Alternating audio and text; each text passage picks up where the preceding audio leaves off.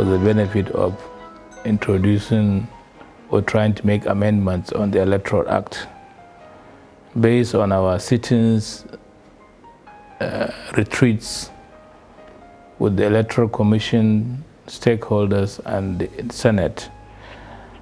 We were able to come up with about 85 amendments in the Electoral Act.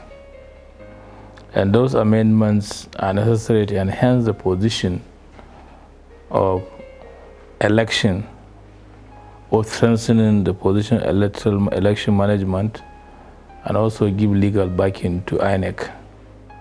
This will help in upgrading the election technologies and also reducing the cost of election in Nigeria.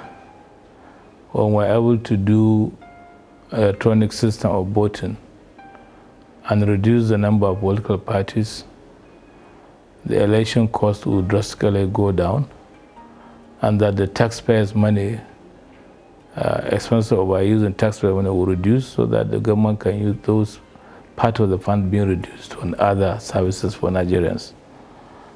So we are going to do amendment on the Electoral Act 2010. And in fact, we are going to do repeal and enactment of a new act, which will be Electoral Act 2021. This will consolidate all the factors needed so that it will give us even the issue of disabled voting, women also voting, and even the people in diaspora, for them to exercise their right to vote or be voted into office. This will definitely increase the public trust in democracy and the democratic institutions. Nigeria has a long history of electoral reforms, dating back to the different political transition processes since independence. Each transition program produced a new electoral commission with new set of electoral laws. The transition elections that began with the conduct of local government elections in 1998 and ended with the 1999 general elections was regulated by transitional decrees issued by the military regime. The National Assembly was therefore tasked with drafting the 2001 Electoral Act to guide the conduct of future elections.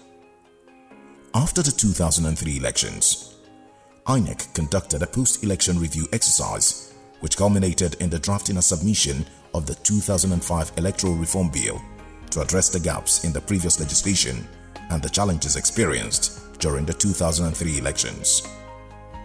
INEC played a key role in the processes that led to the passage of the 2006 Electoral Act. In the aftermath of the 2007 elections, an Electoral Reform Committee (ERC) was established by the President to make proposals for electoral reforms. The committee was headed by Justice Uwais. INEC made a submission to the ERC and contributed to its work by providing relevant documentation and clarifications as required. Furthermore, INEC submitted proposals for amendment of the electoral legislation ahead of the 2011 elections to the National Assembly to harmonize the electoral legislation with the amended constitution and provide more time for voters' registration. After the 2011 elections, INEC and other stakeholders, including civil society organizations, conducted post-election review activities, including an independent post-election audit that culminated in the submission of proposals for amending the electoral legislation to the National Assembly.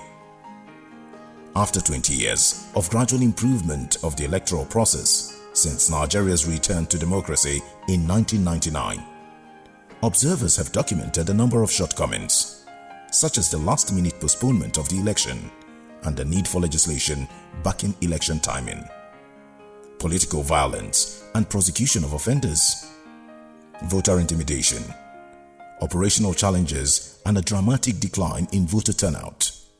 Also of importance are the issues that center around inclusiveness of young people, women, and people with disabilities. Any position that is supposed to be for a woman, like a woman leader, must be occupied by a person of the feminine gender. And then for the youth, we've also seen a 60-year-old, a 70-year-old as a youth leader in the political party. We also want to cure that from the Electoral Act. We want to take it as it is defined by the Nigerian Constitution. Who is a youth? And that age bracket must be the person that will occupy the position of a youth leader in our political parties. And we also want to look at part of our group of people that have been, denied some opportunity, denied their right to vote and be voted for. This group are over 28 million Nigerians that are living with one form of disability or the other. Our polling units are so inaccessible to them, and we want to say that, and we want to see it in such a way that INEC makes it easy for this particular group of people, whether you are handicapped in a blind way or you have difficulty in moving your wheelchair, you have difficulty in reading the ballot paper, you have also difficulty in going to the ballot box to vote because you are physically challenged.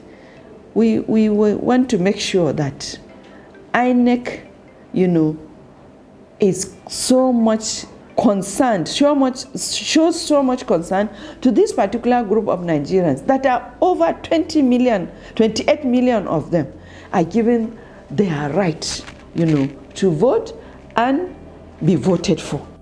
Amongst other important issues included in the new amendment are strengthening the independence of INEC, electronic voting and e-collation of election results, election timing and tenure, inclusion of young persons, women and people with disability in the electoral process, issues concerning finance of campaign, vote buying and impersonation, conduct during campaigns, meetings and rallies, administration of elections, and conduct during elections. We do know that the repeal and reenactment is very important because at the present time there are more than 3 amendments to the Electoral Act that are circulating, and it is useful to be able to consolidate all of this in one single document. And I think that given the experiences that we've all had with recent elections, there are innovative suggestions that are on ground that will be important to be captured in one single document so that practitioners, lawyers, judges, candidates for elections, political parties will have one go-to destination in terms of a single document that would help in clarifying and making it possible for us to know what the legal regime is that governs our elections in Nigeria. So commendations to the National Assembly for embarking on this exercise, and we look forward to the speedy passage of a new electoral law for Nigeria. Also, it is important to look at the independence of INEC, the Independent National Electoral Commission. We do know that there are challenges, and a lot of work has been put in place to build on the independence of INEC, including earlier constitutional alteration that provided for INEC's finances and budget to be on first-line charge, and thereby reiterating and re-emphasizing the importance of its independence. We know that there are political pressures that come on INEC, but we also know that within INEC, the leadership and commissioners and staff of the commission also understand the important need to ensure that the constitutional guarantees for independence of INEC is maintained and protected.